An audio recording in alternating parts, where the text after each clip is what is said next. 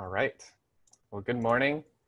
So last week for Greg's class, it was mostly a review. So I thought I don't really have much to present for that.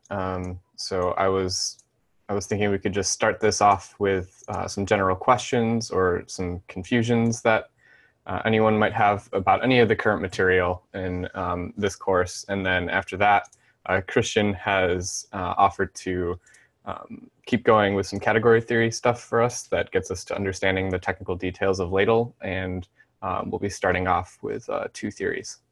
So yeah, that's the plan for today. What questions do you have?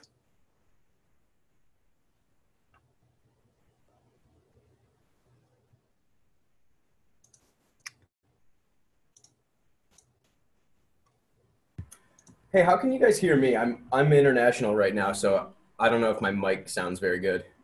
We can hear you all right. Thanks for joining us on your vacation. So I have a question. I don't know if it's a totally well-formed question, but it might at least get discussion started. Cool. I think I have a decent understanding of context, and I also know enough calculus to kind of get the idea of taking derivatives of a domain equation. Mm-hmm. But I don't really understand how those are related. Or I guess maybe I should say I don't really understand why they're related. Or did we expect that, or do we have reason that we should have expected that? Yeah, that's a good question. Uh, I mean, when you think about taking a derivative, right? You're sort of like, if you're taking a derivative with respect to x, you're sort of removing an x from the equation, right? So if you're taking the derivative of x squared, you're getting 2x. And so I think it's this like removal of a component that sort of turns into the removal of the component when we are looking at context. And it's interesting to note that in one of the papers where I wish I knew which one it was now, but where this relationship between the derivative and the context was discovered, it was a surprise to the author of that paper that he wasn't necessarily expecting it to be the sort of traditional derivative rules that you learn in calculus. And what he sat down to do is, because for most of these languages before we had this notion of a type derivative, you would write down the rules, the grammar rules for your computational calculus, and then you would write down another set of rules for context, and you would handcraft these things. So what he sat down to do is find out sort of a general rule for any sort of presentation of calculus.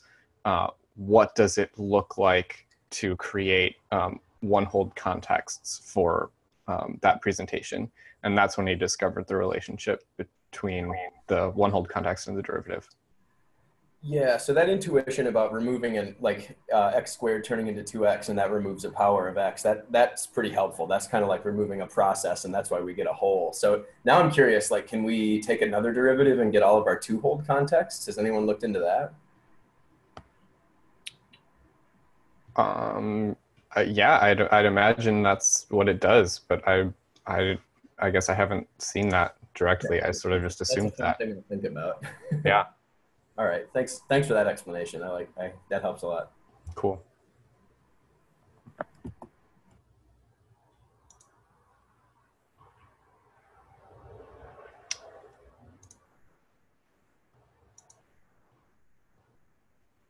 What other questions are there?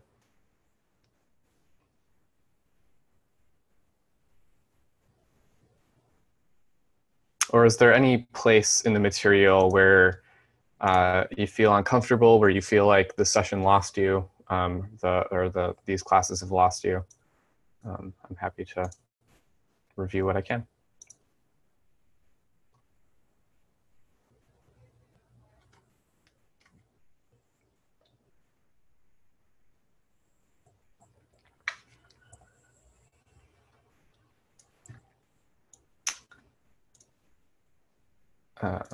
Cool. All right. Well then, Christian, I will hand it over to you. Thanks so much for offering to do this today. Sure. Yeah. Thanks for letting me do it. Okay. So I'll be introducing the idea of enriching categories and why this corresponds to how LADL is about so-called spatial behavioral type systems, where they incorporate type systems which incorporate not only the structure of terms but the behavior of terms. And this enriching gives the category extra structure that describes behavior through rewrites. So I'm more of a whiteboard person than a slides person. So I have a whiteboard here.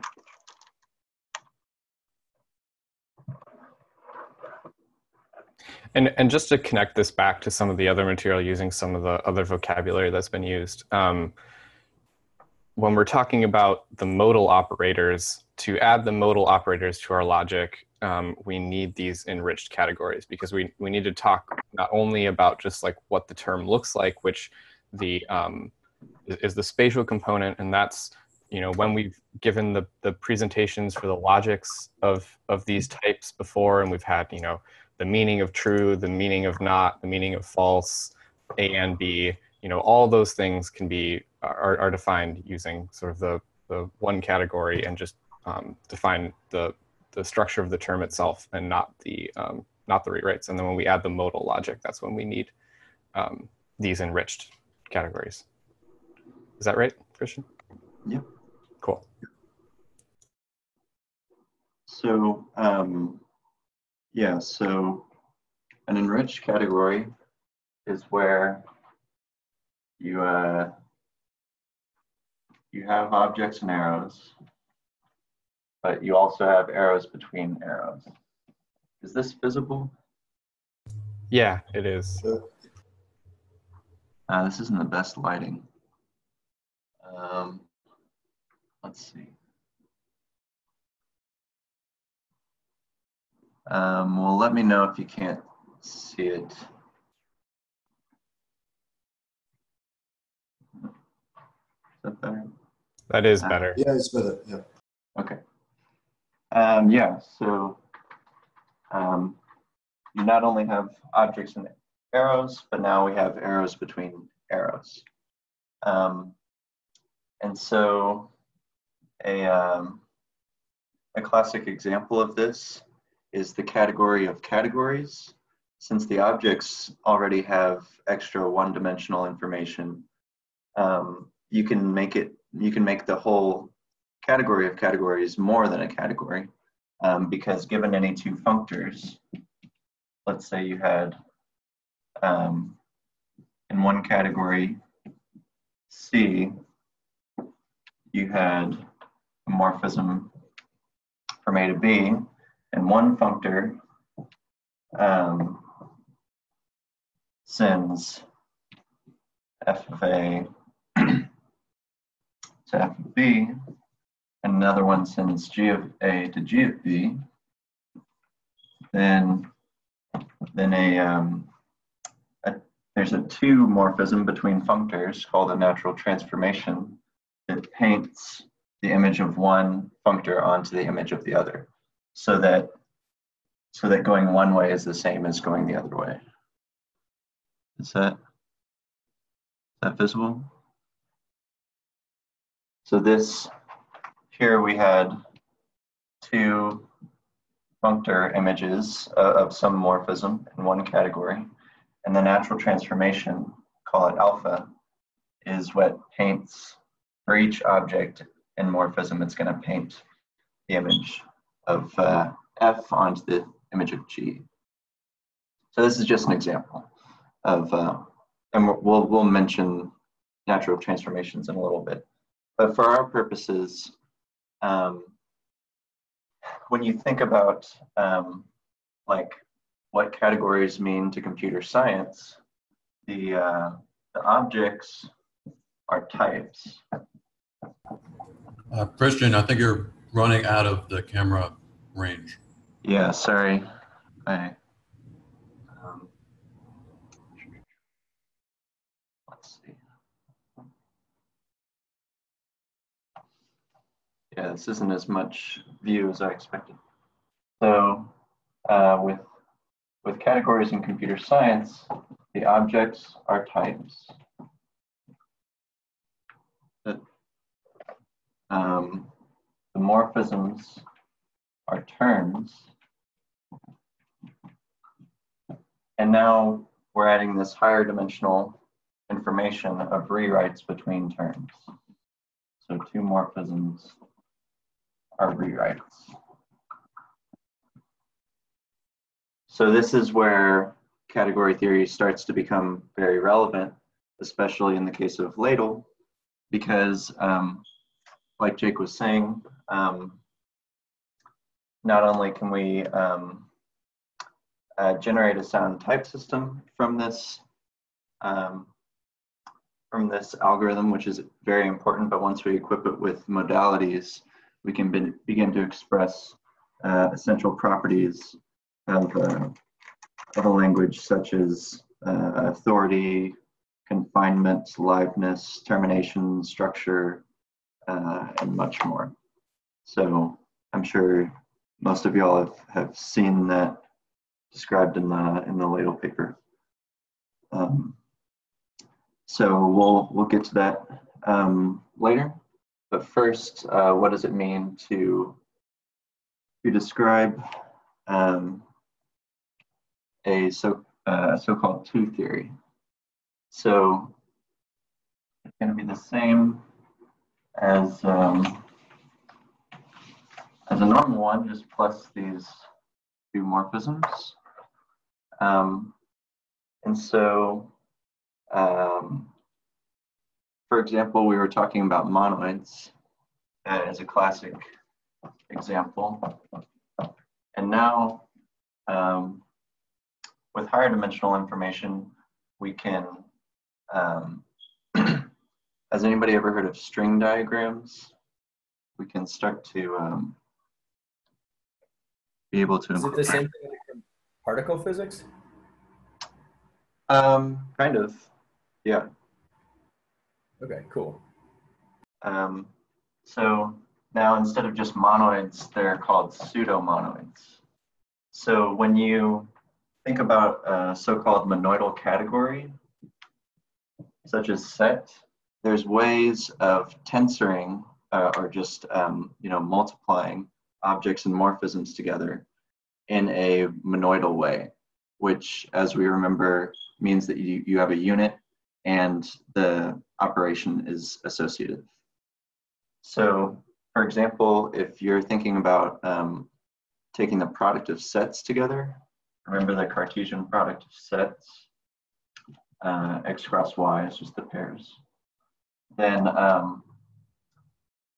this is a monoidal operation, because if you tensor, or if you take the product with the one element set, then that is isomorphic to your original set. And similarly, if you tensor with three things and you choose an ordering for that, then it's going to be isomorphic to changing the parentheses to the other side. And the key thing here is, since we're in a category and we have this higher dimensional information, these things are no longer equal anymore, but it's still important to recognize that they're essentially the same, because here you're just switching the parentheses of the ordered pairs, and this one you're just forgetting or adding the one element that you joined. So this is the kind of higher dimensional information. This is kind of a trivial example, but it expresses this basic point where it's not equal on the nose anymore. It's this isomorphism. So we have a morphism one way and one the other way that are going to cancel each other out. So so here, the way we do that to make this the two theory, to turn the theory of monoids into the two theory of pseudomonoids, we do all of the same stuff at first. So we start out with, sorry, there's a smoke alarm. We start out, we have a identity like last time. So this is a m to the 0. This is a nullary operation or a constant. Yeah, all of the morphisms from 1 to m are the kind of distinguished constants of the theory. And then from m squared to m is the binary operation. Is going to be the multiplication, such that we have associative. So you can either multiply on the left first and then multiply, or multiply on the right first and then multiply. And this is the fancy categorical way of saying what we would write as, you know, for all A, B, C, A, B, multiplying on the left first. Y'all just let me know if you ever can't see anything. Multiplying on the left first, and then multiplying is the same as multiplying on the right and then multiplying. And now this is just saying that without variables, because this generating object, that's the type of the whole thing, just kind of stands in place of the variable. So this is the A, B, C all together. Then you've multiplied them on the left or on the right, and then multiplied them. So saying the same thing. And then remember the being unital means that you have some element. You kind of just adjoin the identity on one side or on the other side, and you multiply, and nothing happens. So this is just the identity. So this is just saying 1 times A equals A times 1. And those arrows from m to m squared need to be labeled with identity, right? Or not the identity, but the unit. Yeah, so it's going to be like m cross. So technically here we're going to use an isomorphism first to m cross 1. It's kind of funny and circular because we're partly using the fact that when this category has products, it becomes a monoid itself, and you can use, sometimes you have to use the Cartesian monoidal structure of the category to do this. So first m is isomorphic to m cross 1, and then here you use on the right side that 1 to m to adjoin the identity, and then you just multiply it and then multiply. And nothing happens. So it's a little more complicated to write, but yeah. Cool. Thanks though. That clears things up for me. Yeah. So the point is, now instead of these things commuting on the nose, we're just going to replace.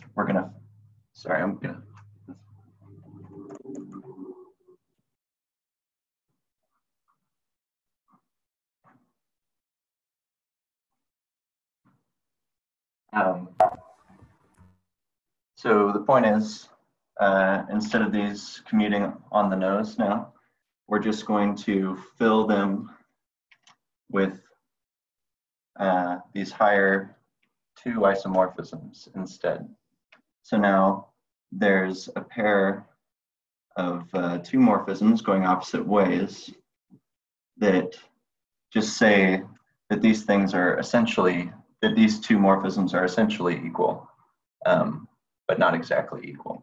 So that's what allows us, when we deal with sets, this is what allows us to treat A cross B cross C and the other way as essentially the same, but still recognize their significant difference because like in computation, it's all about the parentheses in the order of operations. And if it were actually associative, then a lot of computation would be trivialized. So it's very useful to have this higher dimensional information that you can recognize two things are essentially the same, at least in terms of representation, but not exactly the same. So yeah, instead of this stuff commuting exactly, we're just filling the squares or the triangles with isomorphisms. Yeah, so any questions so far?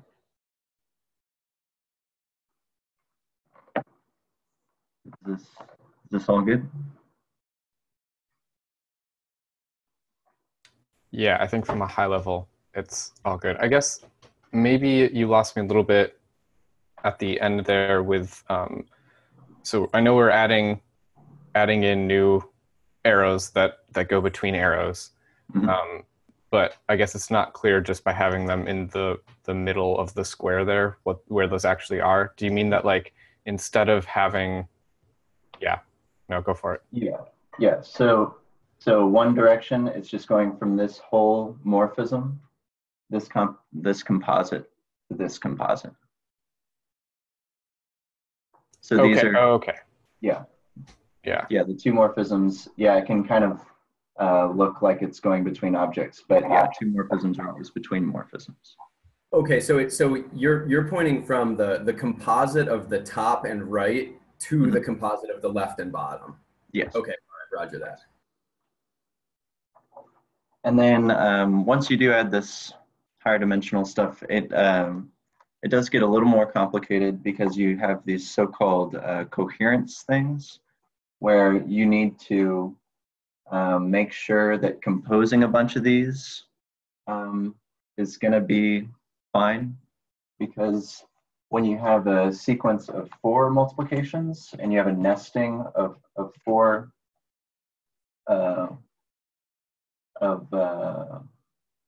4 parentheses, then, well, no, I guess it's just 3 parentheses if you're multiplying 4 things. Then there's actually 2 different orders that you can reassociate it, and you have to make sure that that reassociation is well defined. It's coherent, where you can either it's kind of getting into a lot of detail, but once you add this higher dimensional information, there's some extra coherent stuff that you need to take care of. But for our purposes, it's not going to matter. So we can go ahead and get to the more relevant example, which is the SKI calculus. So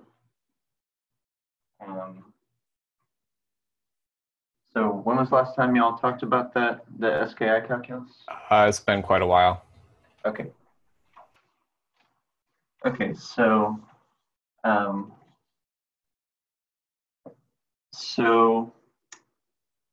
combinatory logic was this program back towards the beginning of last century, that this guy Moses Schoenfinkel noticed this problem in foundations with variable binding, where usually formal systems relied on this countably infinite set of variables, and people just assumed, oh, if it's infinite, then you can just kind of use as many as you want and throw them out when you need to and stuff, and nothing will go wrong. But there are a few subtleties with variables that can actually end up being kind of a problem. So for example, in the lambda calculus, so remember the terms of the lambda calculus are variables applying one term to another, or lambda abstraction. And the basic rule is beta reduction. where if you have a function that's going to take in something, call it x, and plug it into m, and you actually apply that term to some n, then it does the obvious thing and plugs in that n everywhere in m that there was an x.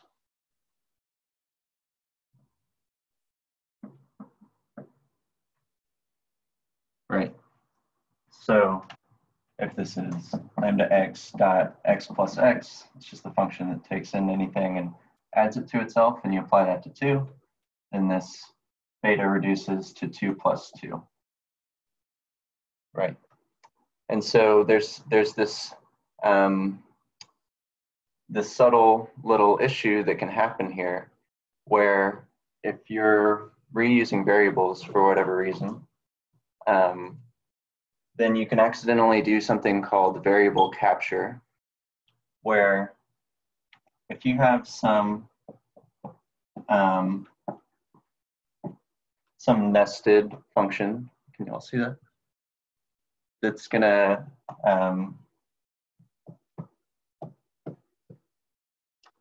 so you have this function that's gonna take in something and then send it to the function that's waiting for another thing.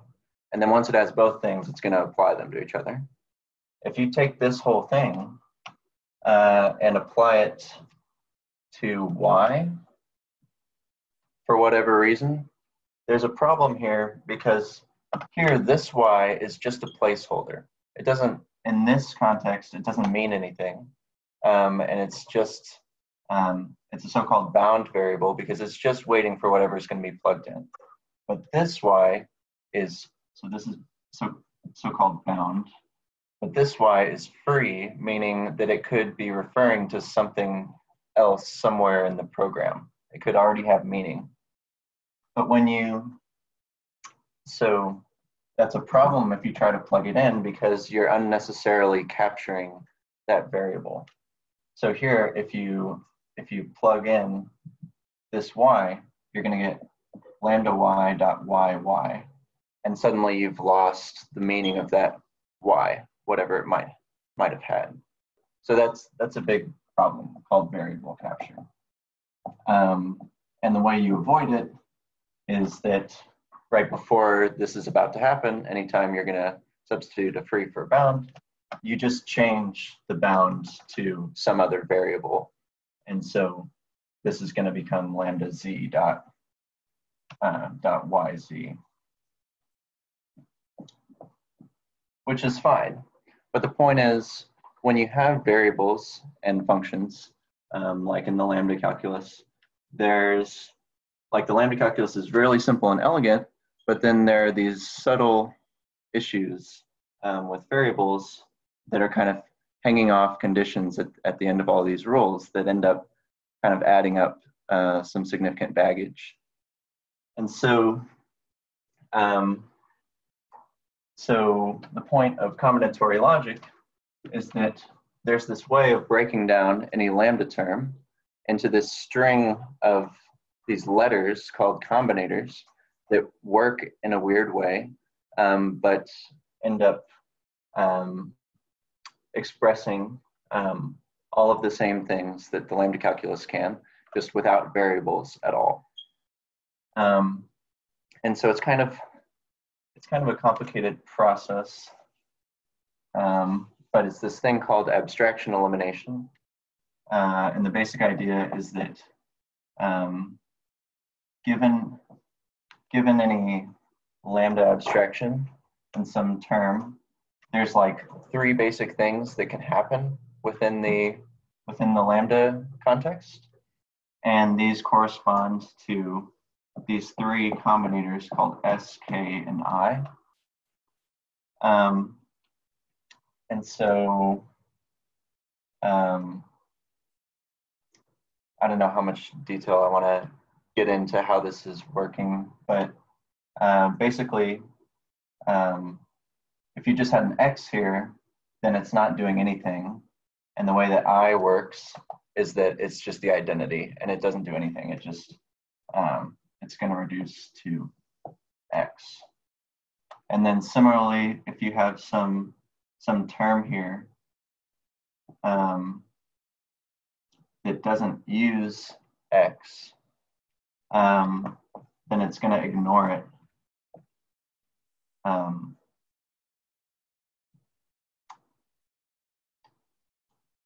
Yeah, sorry, I'm not sure how well I can explain it in detail. But so the point is that you can translate these long lambda terms and essentially any program you can imagine into these long strings of S's and K's and I's and parentheses. And I've actually tried to do it with basic Boolean logic and tried to do up to true or false equals true. And it is pretty crazy how complicated it gets. And it was like, just trying to do this was like at least 100 characters with like, you know, like 20 deep parentheses and stuff. So for a human, it's pretty infeasible, but for a computer, I mean, they're made for that stuff, so it's fine. And so, do you have that somewhere? That's pretty awesome. Yeah. I could send that. Yeah, that'd be great. But yeah, so that's part of the reason it fell out of style. Even though it did address this important issue of variable binding. Yeah, so not many people have been writing and thinking about combinatory logic in the 100 years since it was invented. And so I think maybe Greg and Mike are kind of being rewarded for still caring about it, because you can't express the lambda calculus as a Lawvere theory, because Lawvere theories basically don't know anything about variables. It's just that the generating object stands for a variable, and once it's modeled, it can actually have elements. But yeah, Lawvere theories just don't know anything about variable binding. And so most of the literature about how to apply enriched Lawvere theories to computer science have been all about so-called computational effects. Same as how monads are being studied for these issues of like input and output exceptions and these kind of side effect issues that arise. But this combinator idea introduces this new thing where you can actually model actual programming languages, actual practical term calculi using this stuff. So I think it's a significant original idea. And so anyway, so now we can talk about the two theory of the SKI calculus, where basically you have. Hey, Christian, I want to interrupt for just a second. Could you show us like a really simple SKI reduction, like one that just has like 3 or 4 or 5 characters in the string or something? Yeah. Is that worth doing? I tried some of those the other day and struggled a little bit, mostly because I didn't know how they associate. Yeah. Well, they're highly non-associative. Okay. What does that mean? Well, like basically when you're just using these combinators and there's no variables, you rely a lot on the computational information being contained actually in the parentheses structure of the terms. So like when we write parentheses, that's really just a nice, it's just a linear way of describing a binary tree, right? Mm-hmm. Yeah. And that's what's really containing the information. So yeah, that's what I was saying earlier, is that a lot of computation would kind of be trivialized if it were associative. Okay. So yeah, the three basic reductions are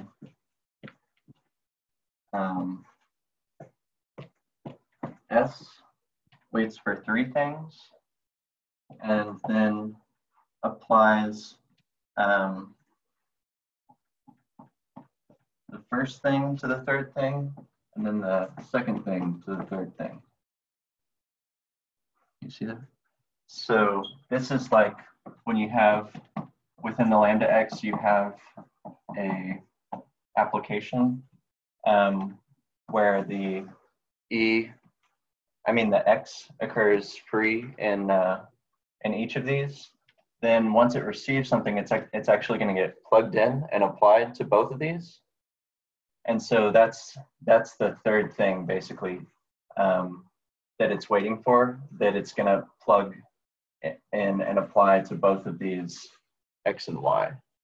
So this is like the lambda x, it's different x's, dot E1, E2, and then it's waiting for something. So this is how these combinators are mimicking the three basic things that can happen inside the lambda abstraction. So you have this one, and then k, x, y is just going to ignore the second one. K stands for constant. And then I is just going to be the identity. And from these, you can recursively break down any lambda term. And, Okay. Yeah. It's pretty weird to think about like any possible program being just these strings of letters. But yeah, so. Well, here's my question, I guess. If like, I think with all the appropriate parentheses, that makes sense. If I just give you an arbitrary string, like if I randomly generate strings of S, K, and I, do they definitely have meaning and reduce, or how does that work? That's a good question. Well, everything is reducible no matter how you, well, there's some weird ways that you could parenthesize it that might end up having no. Okay. So like, yeah, like the only way that the S is going to reduce is like if there's three things in front of it. But as long as there's three things in front of it, then it's going to do this. And similarly, yeah. But they might not be meaningful. Yeah. Okay, so here, imagine if I give you this program that's like S, I. So S has its three things. So do I plug in the I's for the X, Y, and Z, or do I like, yeah, exactly. Are you saying that the parentheses are like this? Well, that's exactly what I'm asking you. Like, can I assume the parentheses are like that, or is there a default? You definitely, like, to talk about the SKI calculus, you need the parentheses. Okay, yeah. Got it. Yeah, that helps a lot. Okay, thanks. Yeah, I mean, if you had it over here, and then over here, and then over here, then this can't do anything yet because there's only one thing after the S, right? But this I can, because it's just waiting for one thing. So this becomes an I, and then this becomes an I, and then that's it because the S only has one thing after. Yeah, so it really matters. SI, then we're done there, right? That's as far as we can go. Yeah. Yep. Okay. All right. Cool. Thanks a lot. Yep. Yeah. So let's see. Let's put this into a two theory now, which is the point. So the point is that these are two morphisms. So let's see how that works. So remember that hey, Michael, could you take that upstairs?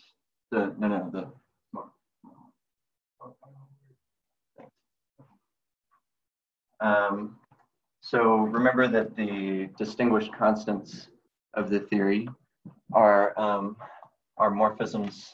So let's call the generating object T for term, and then we have three distinguished constants, S, K, and I. And then we just have one operation that is this parentheses. It's called application in the same way it was called application for the lambda calculus. And then we have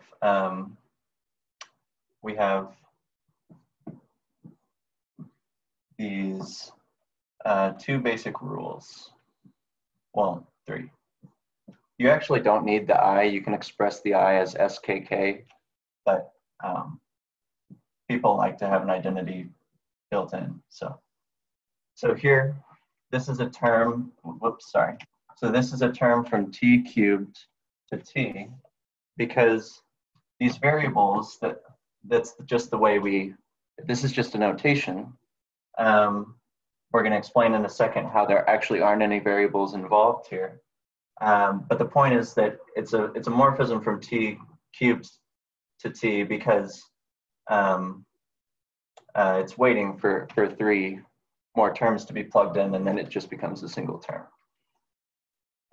So we have a two morphism here to this thing that I was describing, applying the first to the third and applying the second to the third. Okay, and then similarly for t squared, the k is waiting for two things, kx, y. Is this visible? Yeah. Okay. And then it's just gonna ignore the second and give you an x. So this is the basic idea. And similarly for I, but we don't really need it. And now the main mystery is how are we doing this? So these variables are just notation where we're using the this Cartesian structure of the category to end up copying things in the case of this double of the z, or deleting things in the case of forgetting this y, or basically using that in the same way that we could multiply by like m to multiply by the identity. M was isomorphic to m cross 1, and then you adjoined the identity to make m squared, and then nothing happened. We're going to do that here.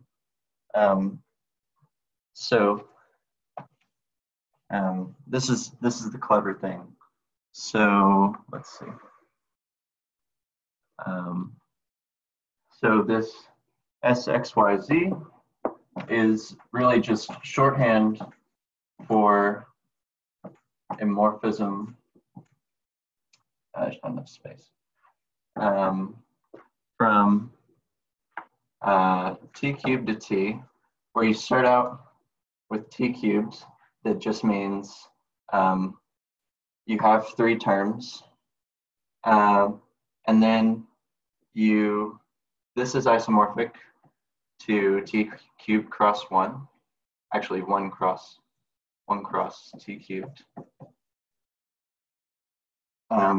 just by products in a category. And then here you add on the s because it's a morphism from 1 to t. So now this goes to t to the 4th, where you're using s cross the identity for everything. And then you just multiply there, then there, then there. So this is just one big, sorry, I need to make more room.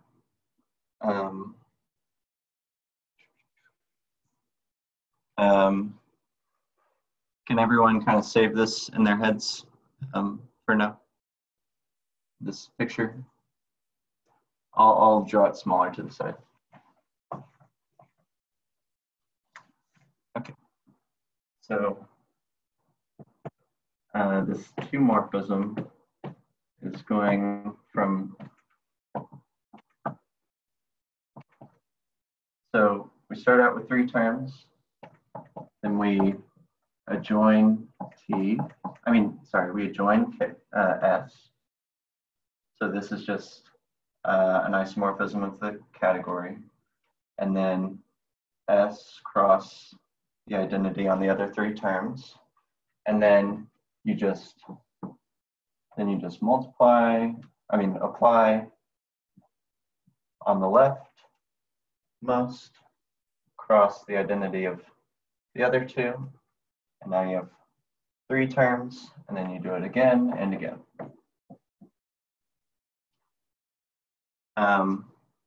So this is just the convenient variable notation, but it actually refers to this morphism in the category that doesn't actually use any variables, just the fact that the generating object stands in place of the variables. And similarly, for xz, yz. Sorry, Christian, before you go on, can I ask about this blank operator that you have going between T4 and T3? Yeah, this is the apply. Like SK. Like it's the only binary operation is the parentheses, is the apply one term to another. All right, gotcha. Thanks.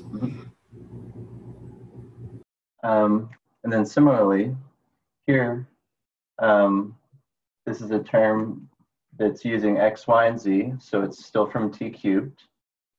And then we have to copy the third one, the z. And this is another thing that we get from having products in a category. You get copying and deleting.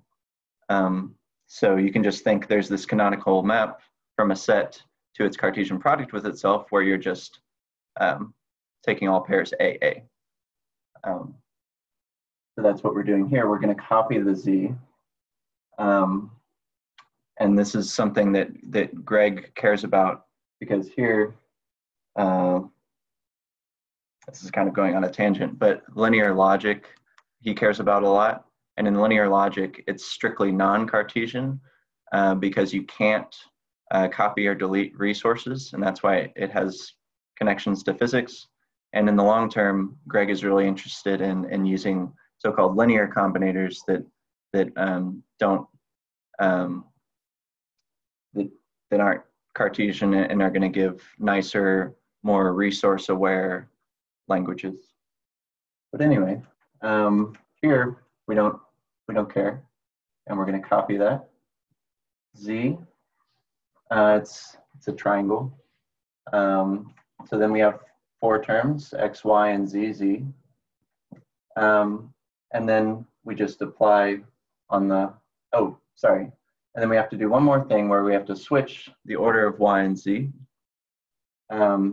So there's this other canonical isomorphism between A cross B and B cross A, where you're just switching the ordered pairs. So you do the identity on either side, and then you just do this transposition in the middle. It's usually denoted a tau. There's too many t's. And then you just multiply on both sides. So then you get 2 terms. Whoops, sorry, this is still t to the 4th. But then you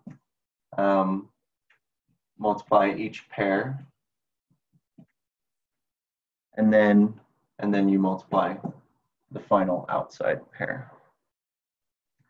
So there's this really nice way where you write combinator rewrites in terms of variables, but they're secretly, they have this variable-free version with Lawvere theories where you just use the Cartesian monoidal structure of the category. And now the point is, since these are now morphisms from the same object and to the same object, from t cubed to t, then it makes sense to talk about a two-morphism between them. And that's the classic rewrite rule for S, which you call like sigma.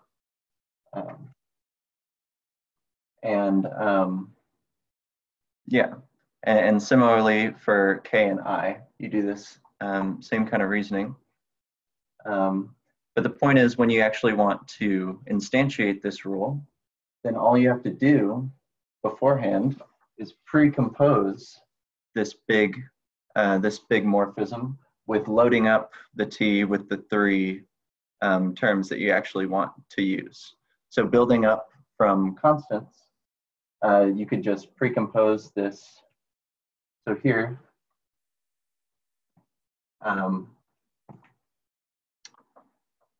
one way of saying the universal property of the product is that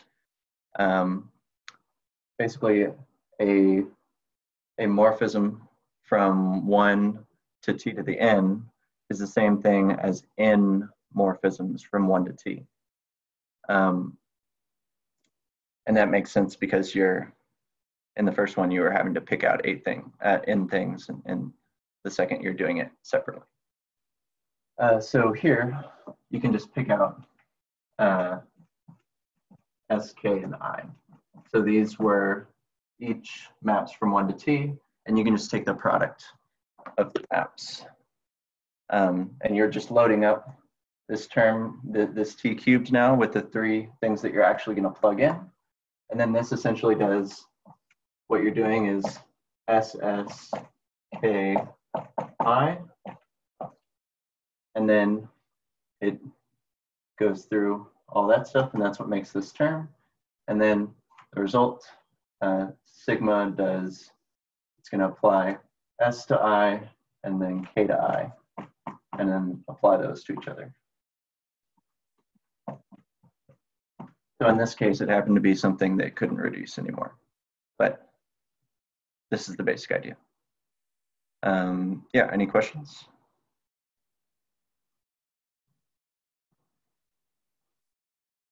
That was really great. Thank you. Yeah. So, So okay. you claimed earlier that I is the same as SKK. I've Yeah. seen that before. I don't remember exactly how it goes, but this is a little bit back to my earlier question. How do the parens go when you do that? When you say I is the same as SKK? Yeah, I can definitely understand why you were confused. When I first started learning about this stuff, sometimes people that had worked with it a lot, or the lambda calculus, like knew there was some shorter way of writing stuff where the parentheses were implied.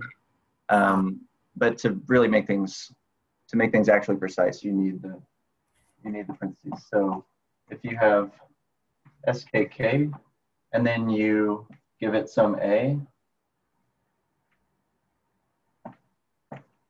then it's going to apply KA and KA.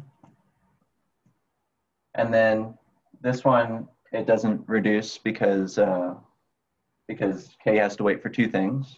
But this one has A in front of it and then this thing. And then the point of K is that it just ignores the second thing and gives you back the first thing. Yeah. Okay, cool. Thanks for doing that. Yeah. Okay, so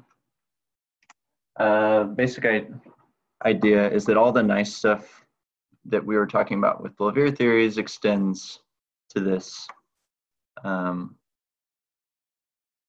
this 2 case. And so have you all talked much about like why Lawvere theories give you monads? Yeah, I think, yeah, Daniel was going over just the Lawvere theory for the monad. Oh, that was monoid, yeah. But yeah, no, I guess we haven't talked about the monad. Okay. Yeah,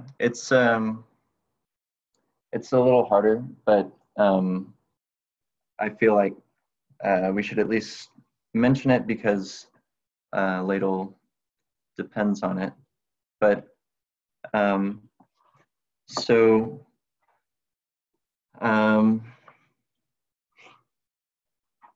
yeah, so there's this funny thing in computer science where even though people love monads, they have this mystique where people think they're harder than they are because they're kind of too elegant. And it takes a while to understand them before you've been working with them for a while.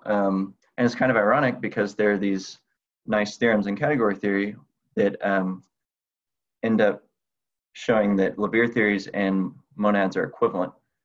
And Lawvere theories are maybe less sexy, but they lay out everything much more clearly and show you all of the rules of your formal system.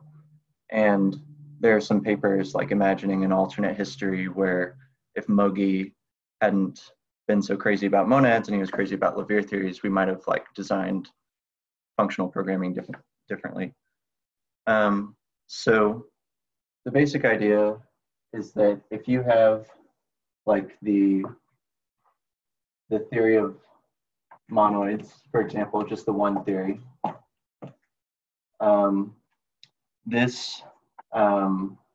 you get this duality, or it's called an adjunction between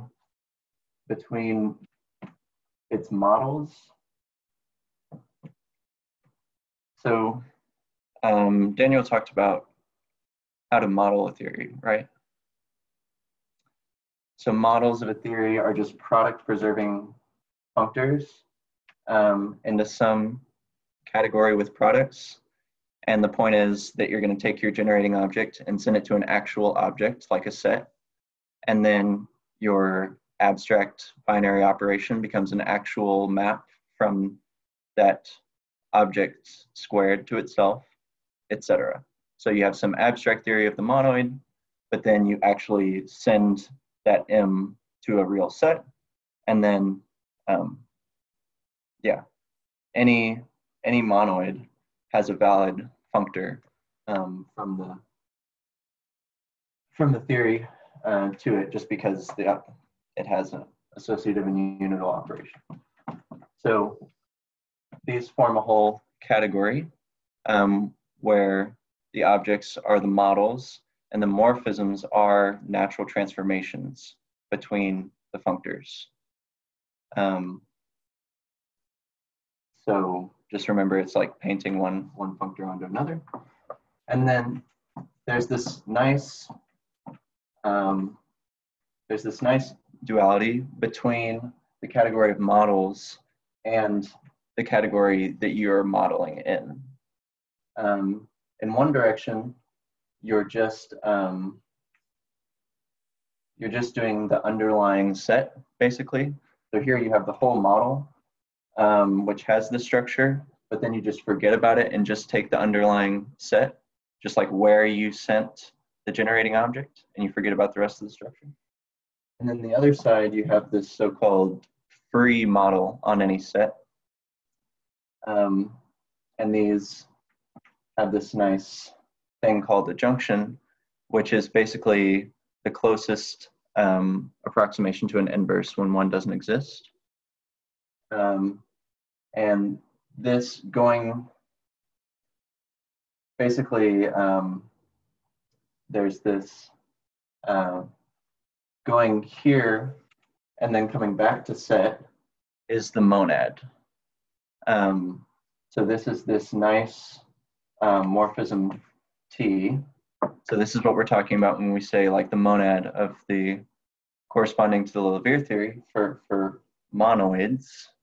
Those two words are kind of confusing, but the point is there's a, does anybody happen to know what the free monoid on a set is? Something familiar in computer science.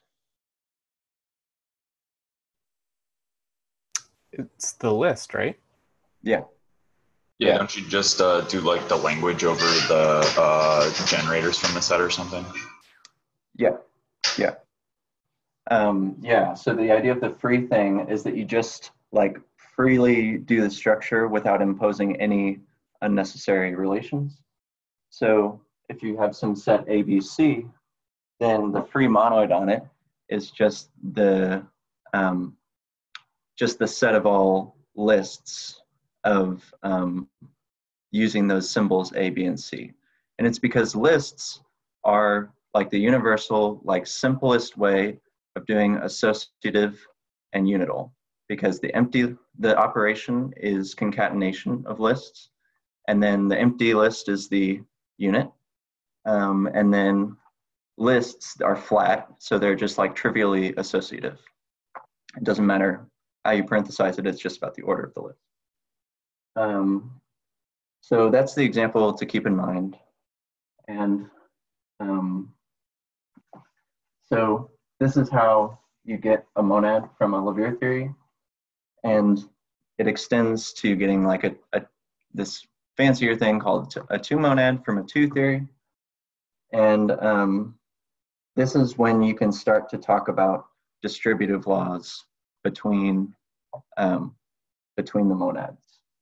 So the basic idea of LADL is that when you have this way of transforming a term of collections into a collection of terms, this corresponds to taking some formula that's expressing the kind of collection of things that you want to compute, and then changing it into the collection of all terms that actually satisfy that formula.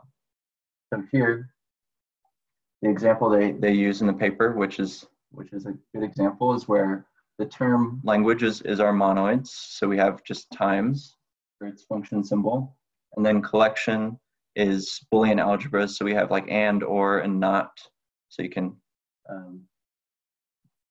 so here, let's say you had A or B times C times B or E times F.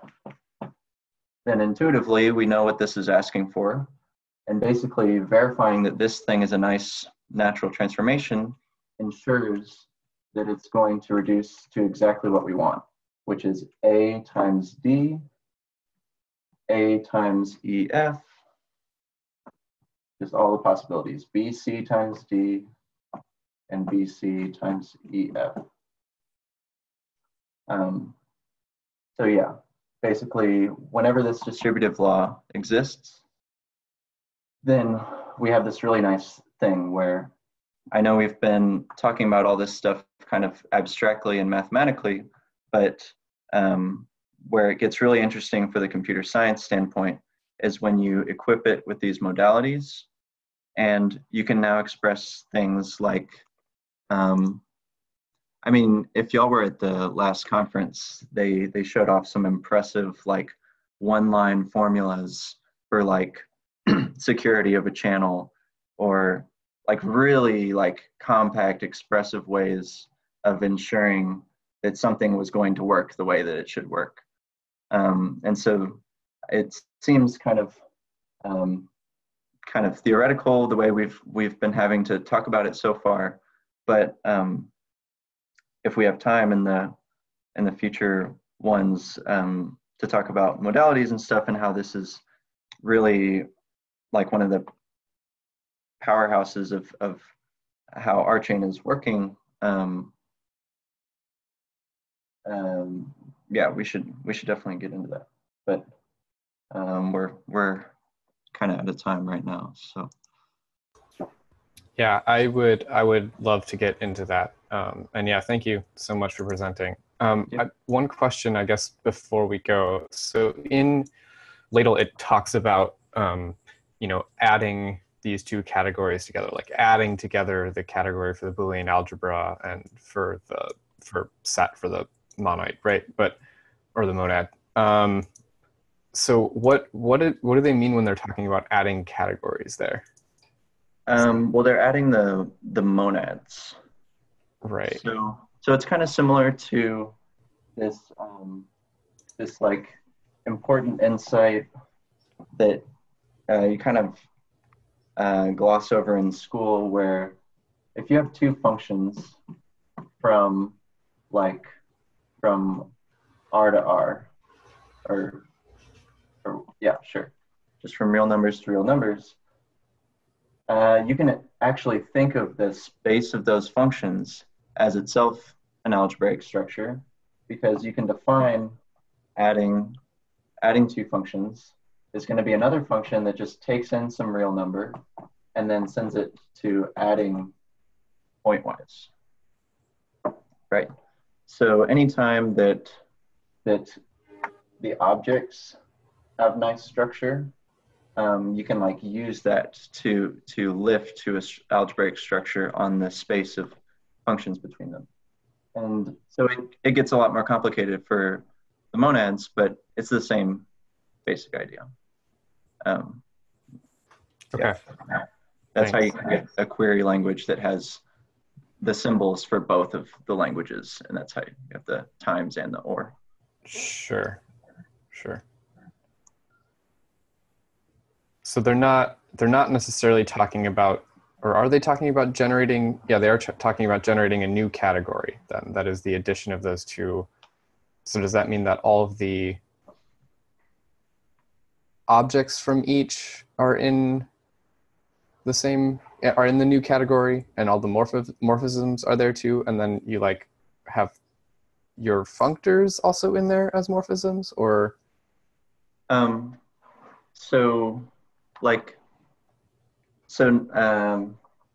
we talk about normal monads from a Lawvere theory, they're on set, but now that we're talking about two monads, they end up being on cat itself. So that's why when you talk about T of some X, you're actually plugging in a category and getting a category back. So when you're doing this adding together, and you're talking about like T plus C of X is T of X plus C of X. I'm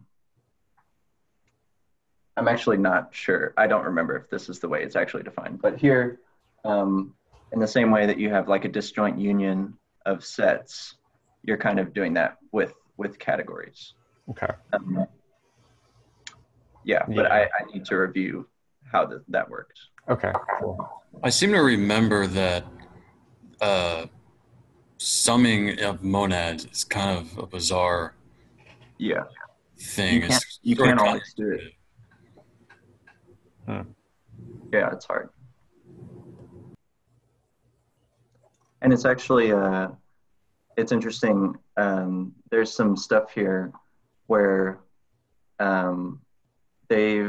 Greg and Mike have proven that it works in the cases that they care about right now, but they actually haven't proven that this stuff works in general, or they haven't figured out the right conditions where it actually does work. And so that's an ongoing area of research.